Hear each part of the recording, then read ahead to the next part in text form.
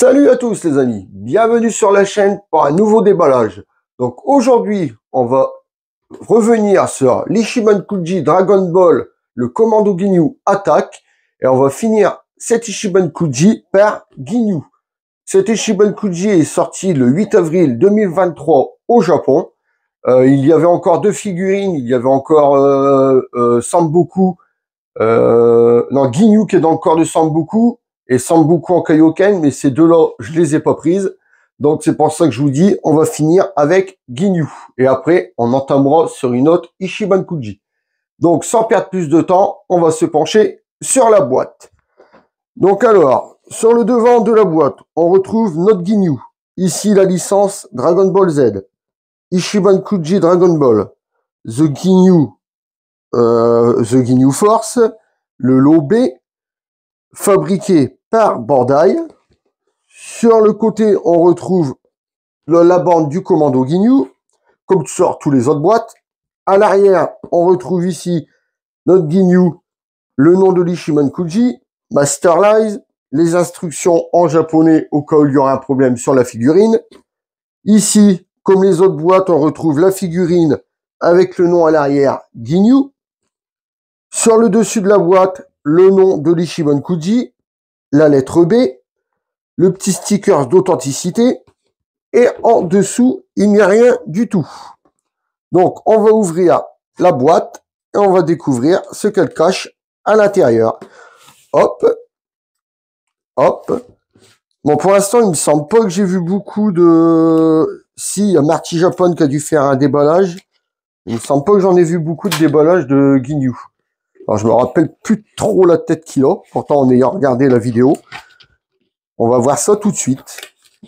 Donc alors, à l'intérieur, ça se compose comme ça. On la retire. Bon, ça va, elle va tout se la retirer. Donc la figurine est en 1, 2 et 3 parties. Donc comme d'habitude, j'ouvre ça et on se retrouve pour le gros plan. À tout de suite les amis.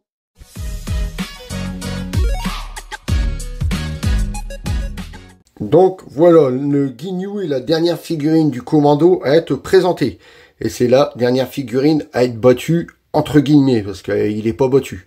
Donc en fait, comment ça se passe? Ginyu, voyant que Samboku a des gros pouvoirs, il s'inflige une blessure mortelle, il se rentre la main dans l'armure, il change son corps avec Samboku, alors laissant bien sûr Samboku à l'agonie dans son corps à lui, il s'en va. Il tombe sur Vegeta, il se bat contre Vegeta. Voyant qu'il n'arrive pas à se servir du corps de Samboku, il veut changer de corps avec Vegeta. Je sais pas si je me fais bien comprendre, mais il y aura les photos au fur et à mesure que je raconte. Donc, il veut changer de corps avec Vegeta.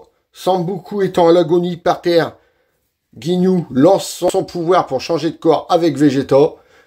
Samboku chope la grenouille, balance la grenouille. La grenouille se retrouve devant le corps de Vegeta.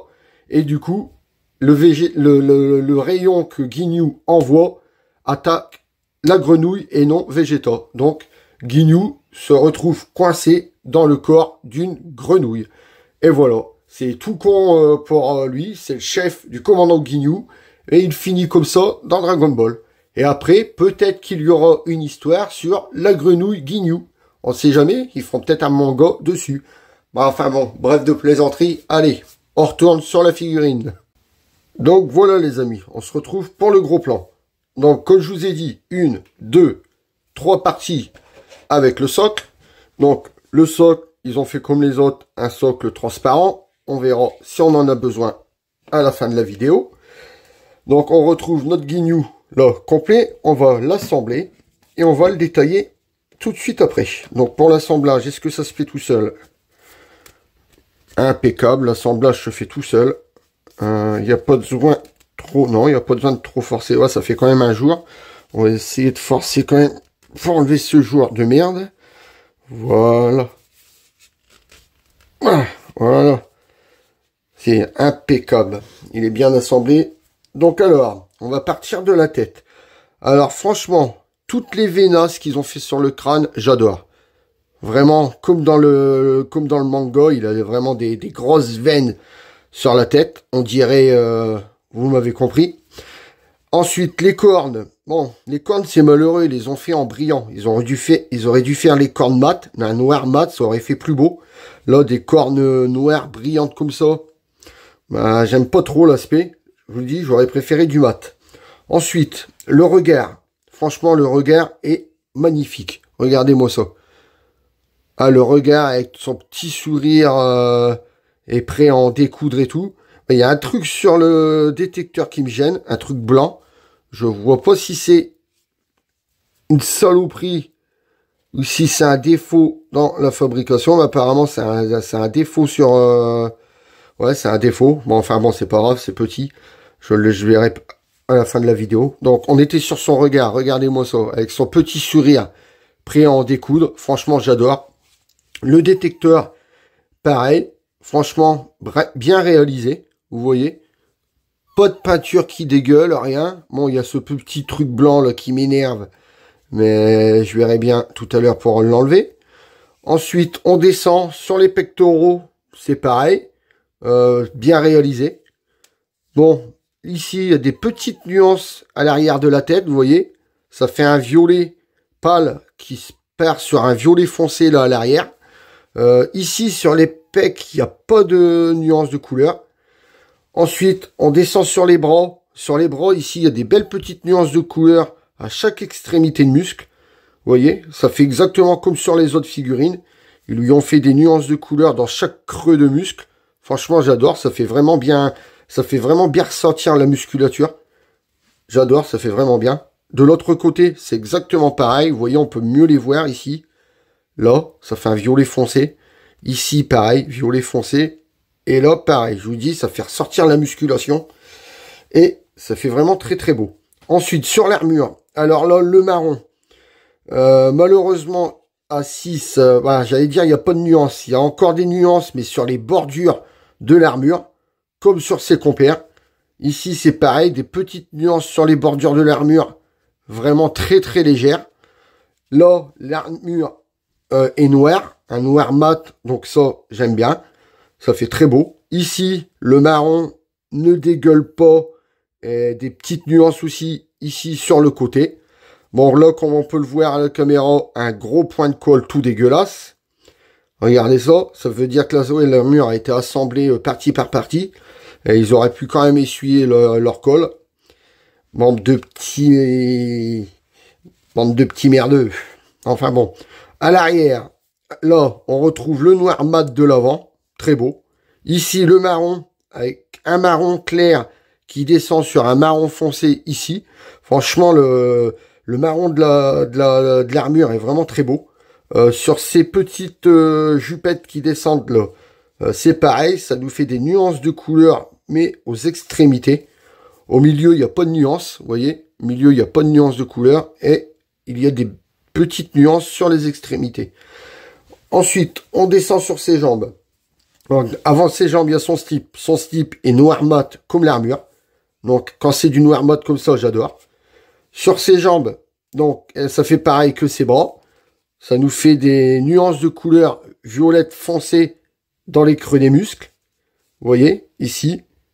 Là, on le voit à côté du genou. Ici aussi. Franchement, comme je vous dis, ça fait bien ressortir sa musculature. Et ça fait vraiment très très beau. On n'a pas parlé des bracelets. Les bracelets, pareil, vous voyez, ça fait un noir mat comme l'armure et tout. Franchement, c'est vraiment con. Désolé. Ils ont fait noir mat partout. À part ces cornes, ils nous ont fait des cornes noirs brillants. Ils auraient pu faire des noirs, on va pas revenir dessus, mais ils auraient pu faire un noir mat. Ça aurait fait vraiment très joli. Ensuite, sur ses bottes. Alors, ses bottes, eh ben, ça fait exactement comme ses bracelets. Un noir mat entouré de son blanc. Question peinture, ça dégueule vite fait ici. C'est vraiment très très léger. Sinon, à part ça, non. Il n'y a pas d'autres couleurs de peinture. Ici, c'est pareil. Sur l'autre jambe, ça ne dégueule pas.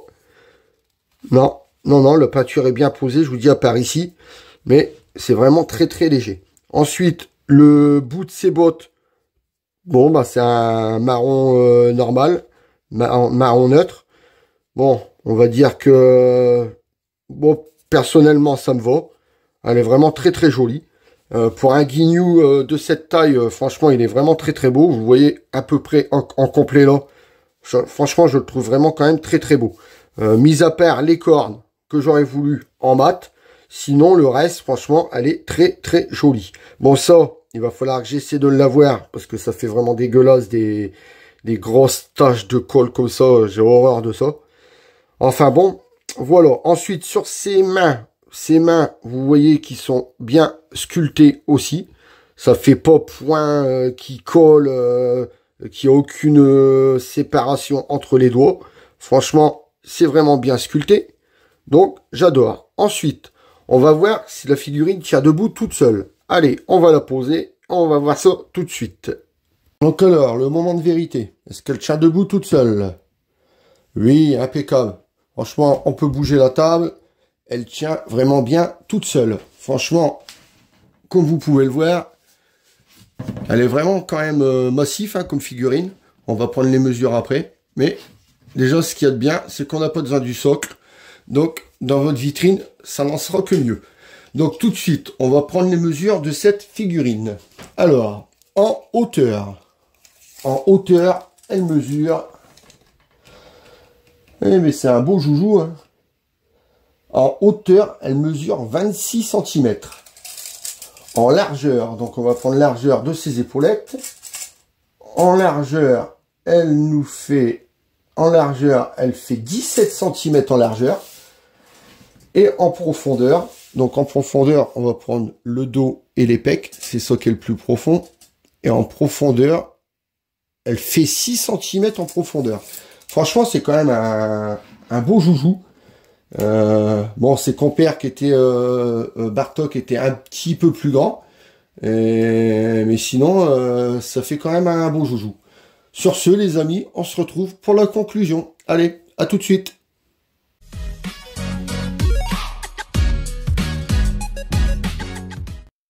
Et voilà les amis, on arrive pour la conclusion. Donc aujourd'hui, je vous aurais présenté le Ginyu issu de l'Ichiban Kuji Dragon Ball, le Commando Ginyu Attack. Franchement, belle petite figurine. Maintenant que je vous l'ai présenté, à vous de vous faire votre propre opinion. Sur ce, on arrive à la fin de cette vidéo. Donc comme d'habitude, si vous avez aimé ma vidéo, laissez-moi un gros pouce bleu. Si vous n'êtes pas encore abonné, venez vous abonner. Surtout, n'oubliez pas d'activer la petite cloche pour ne louper aucune vidéo. Sur ce, je vous laisse en compagnie du box et je vous dis à très bientôt pour une prochaine vidéo. Salut à tous les amis!